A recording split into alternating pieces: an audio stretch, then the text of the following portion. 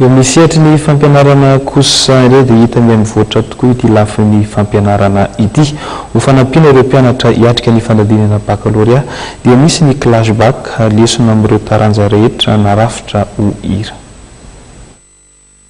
Midina ny fari-pahaizan'ireo mpianatra malagasy tao anatin'ny taona vitsivitsy izay tokony manaraka ny fivoaran'ny fahalalana nefa izany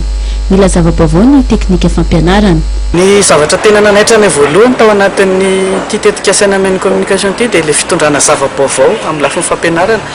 tsy mijanona amin'ilay hoe fampianarana fototra hatramin'izay izany fa araka ny fantatsika hoe hira no entina mampamerina fianarana ny mpianatra dia hitana hoe zava-baovao izany ary eritreretina hoe mahomby satria betsaka nge ny mpianatra no matadidy tononkira hatramin'ny voalohany ka hatramin'ny farany fa raha nytanina lesona izy mety kelikely ihany koa ny tadidiny dia manampy hitany hoe manampy ilay izy tsy ny salasala mihitsy izany. Tia mozika ny malagasy indrindra fa ny tanora azo ampiarahana ihany koa ny fahafinaretana sy ny mahasoa hitondrana rivo-baovao sy ho fanampiana ireo tanora malagasy eo amin'ny kilasy famaranana hiatrika ny fanadinana baccalauréat dia misy ny fanaovana ireo lesona atao hira entina namorana ny fandraisan'ireo mpianatra ny lesona ananana vokatra tsara ho an'ny fanadinana isy ny fampandrosoana. Iverinay fotoanany zao fotoanany fifanampiana zao maimaimpona tanteraka le zavatra fotoanany fifanampiana zao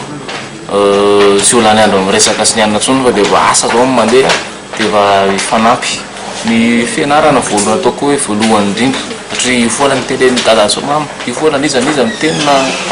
anao baskety ianao fa aza diny ny fianarana manao mozika ianao fa aza diny ny fianarana dia io fianarana zany tena hoe voalohany indrindra azo fanampiana aloha dia manala baka no efa vonona hiditra eo amin'ny sehatry ny asa izy dia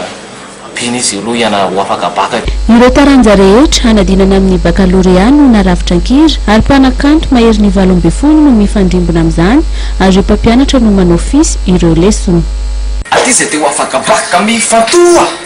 mandraisa penina mahaiza mihaino dia menara tsara. Salama ry mpanala baka isany ino tena tianareo mety firiny isany asurvera amse aza manonofy tovozy lo fahalalana dia sotroy dia tofy.